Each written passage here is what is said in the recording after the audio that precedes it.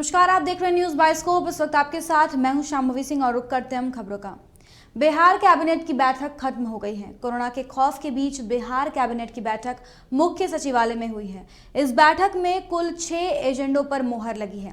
राज्य सरकार ने कोरोना महामारी से मरने वाले लोगों के आश्रितों को 4-4 लाख रुपए की आर्थिक सहायता से जुड़े प्रस्ताव को मंजूरी दी है। इसके लिए सरकार ने मौजूदा वित्तीय वर्ष में 105 करोड़ रुपए की अग्रिम स्वीकृति को मंजूरी दे दी।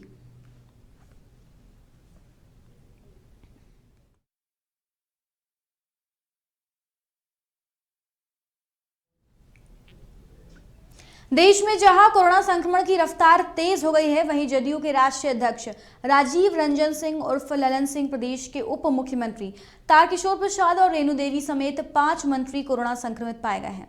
मंत्रियों में सुनील कुमार, अशोक चौधरी, विजय चौधरी का नाम शामिल है। संक्रमण की रिपोर्ट सामने आने के बाद ये सभी एहतियातन आइसोलेट हो गए हैं। चिंता की बात यह है कि कोरोना संक्रमित पाए गए डिप्टी सीएम तारकिशोर प्रसाद मंगलवार को जदयू के राष्ट्रीय अध्यक्ष ललन सिंह के साथ बाढ़ में आयोजित एक कार्यक्रम में शामिल हुए थे। इससे पहले बिहार के पूर्व मुख्यमंत्री जीतन राम मांझी समेत उनके परिवार के कई सदस्य कोरोना की चपेट में आ गए थे।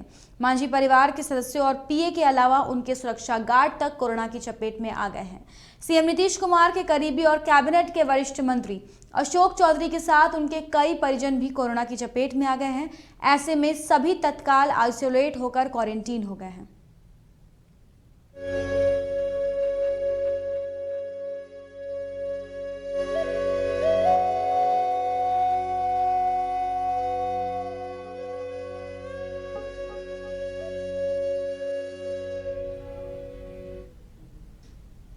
बिहार में कोरोना के बढ़ते मामले को लेकर आरजेडी ने मुख्यमंत्री नीतीश कुमार और स्वास्थ्य मंत्री मंगल पांडे पर हमला बोला है। आरजेडी ने बिहार में कोरोना की तीसरी लहर के लिए आईएमए के कार्यक्रम को जिम्मेदार बताया है।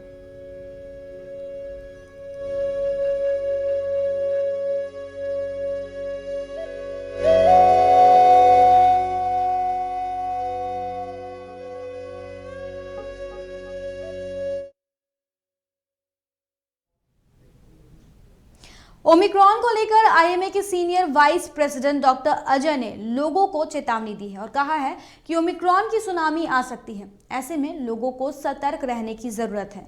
उन्होंने कहा कि आवश्यक ना हो तो घर से बाहर ना निकलें और कोविड प्रोटोकॉल का पालन करें। आइए सुनाते हैं और क्या कुछ कहा उन्होंने। कोविड-19 का नया वेरिएंट ओमिक्रॉन अभी दुनिया में संभावना व्यक्त की जा रही है कि बहुत बड़ी संख्या में लोग इससे इन्फेक्टेड होने वाले हैं। यहां तक कहा जा रहा है कि इसका सुनामी आने जा रहा है। WHO ने इसे वेरिएंट ऑफ कंसर्न बताया है और अफ्रीका से शुरू हुआ ये वेरिएंट सारी दुनिया में इसकी संख्या, इसके इन्फेक्टेड लोगों की संख्या बढ़ती जा रही है। ये सही है कि इसकी इन्फेक्टिविटी पहले के सभी वेरिएंट से ज्यादा है, लेकिन ये अभी तक के जानकारी के मुताबिक लोगों में मौत और हॉस्पिटलाइजेशन और ऑक्सीजन रिक्वायरमेंट इस वेरिएंट में कम हो रही है। लेकिन इसका यह मतलब नहीं है कि हम कॉम्प्लेसेंट हो जाएं और हम लोग जो है वो जो कोविड एप्रोप्रिएट बिहेवियर को भूल जाए। सारी दुनिया को इस बढ़ते हुए कोविड वेरिएंट के, अब इसके बारे में ये भी मैं बता दूं कि सारी जानकारियां अभी तक भी प्राप्त नहीं हुई है। इस वेरिएंट के बारे में समय लगेगा लोगों को जानने में कि ये वेरिएंट क्या कहर बर पाएगा। इसलिए जरूरी है कि हम कोविड एप्रोप्रिएट बिहेवियर और लॉकडाउन मैं नहीं कहता हूं, लेकिन लोग ज्यादा से ज्यादा अपने घर में रहें। अगर आवश्यक नहीं हो तो घर से बाहर नहीं निकले, यात्रा न करें, ये बहुत जरूरी है। और सबसे इंपॉर्टेंट जो है, इस वेरिएंट का आने का कारण ये था कि दुनिया भर में कोविड का जो वैक्सीनेशन था वो उसको अनइवन ढंग से वो हुआ है। बहुत से देशों में, गरीब देशों में ये इसमें लोग वैक्सीनेशन नहीं पा पाए हैं। बहुत से देशों में वैक्सीन बहुत ज्यादा है। ये कारण ये भी है कि ये कोविड वेरिएंट जो है वो अंडर डेवलप्ड कंट्री से उभरा है।